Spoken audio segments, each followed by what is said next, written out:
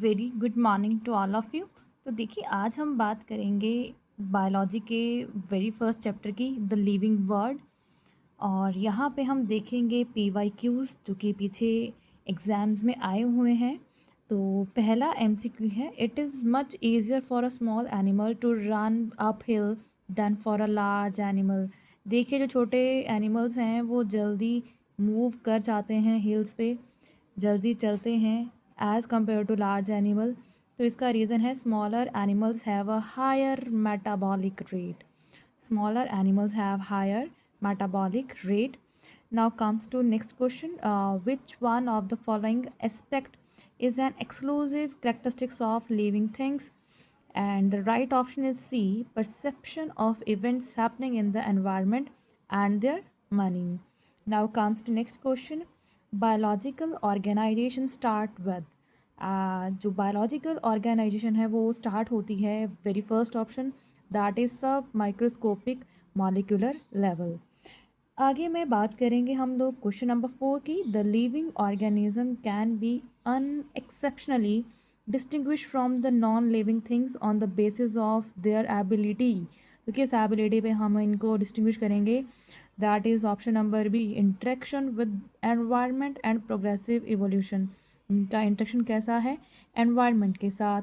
Next question number 5, the most important feature of all living system is, that is the B option, replicate the genetic information. जो अपनी genetic information को replicate करेंगे, that the most important feature.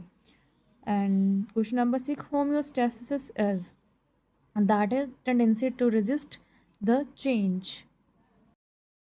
Now comes to second topic, diversity in living world. Very first question, phenetic classification is based on, and the right option is C, observable characteristics of existing organism.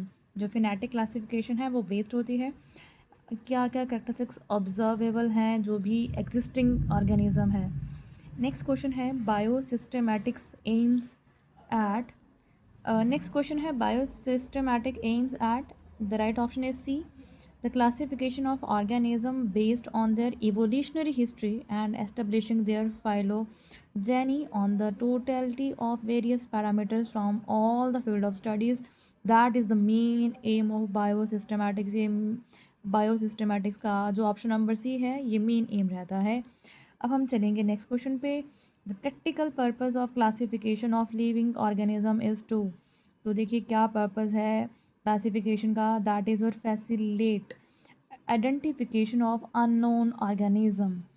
Now again the most important question, the book genera plantarum was written by. तो ये book जो है Bentham and हुगर ने इसे right किया है। Now comes to next question, an important criterion for modern day classification, and the right option is B, anatomical and physiological traits. Again important question, the term new systematics was introduced by, it is introduced by Julian Huxley. अब हम अपने third topic की बात करेंगे, बायोनॉमिनल nomenclature and taxonomy category. तो ये आपसे question number 13 में हायरार्की पूछी है, राइट हायरार्की क्या है। तो देखिए इसके लिए हम ट्रिक भी करते हैं कि pots clean otherwise family get sick. तो यही हमारे पास डी ऑप्शन सही है, kingdom, phylum, class, order, family, genus, species. देखिए क्या ट्रिक हम यूज़ करते हैं कि pot clean otherwise family get sick. Now comes to next question, which one of the following belongs to the family Muscidae. तो आपके जो हाउस फ्लाई है that is belongs to family Muscidae. Next, select the correctly return scientific name of mango which was written, which was first described by Carl Linnaeus, and it is Mangifera indica Linn. Next, 16th question, which of the following against the rule of ICBN? ICBN के against जो rule है that is option number D, generic and specific name should be written starting with small letter। ऐसा नहीं होता है, okay तो this is the incorrect. बाकी यहाँ पे जितने भी लिखे हुए hand written scientific name should be underline, yes ये राइट है। आप हैंड रिटन नाम लिख रहे हैं साइंटिफिक के तो आपको उनको अंडरलाइन करना पड़ेगा। Average species should have a genus species and a specific epithet. Yes, it's also right. Scientific names are Latin, वो हम Latin ही language में लिखते हैं. Now next come to question number 17. Nomenclature is governed by certain universal rules. Which one of the following is contrary to the rules of nomenclature? तो यहाँ पे जितने भी ऑप्शन लिखे हुए हैं कि फर्स्ट वर्ड इन बायोलॉजी का नेम रिप्रेजेंट जेनस, यस, और सेकेंड नेम स्पेशीज को रिप्रेजेंट करता है. The name are written in Latin and italicised, ये भी ठीक है. When written by hand the name are underline. Biological name can be written in any language, no, ये बिल्कुल गलत है. Option number D is incorrect. Now comes to question number 18.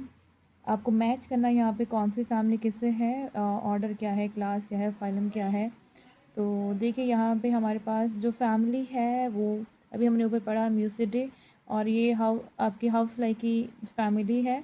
Next बात करेंगे ऑर्डर, तो ये डिप्टीरा, ये भी आपकी हाउस फ्लाई का है. क्लास अगर हम बात करेंगे तो इंसेक्टा आता है, और फाइलम क्या आता है, अर्थ्रोपोडा. तो option number B is the correct answer. Thank you, that's all for today.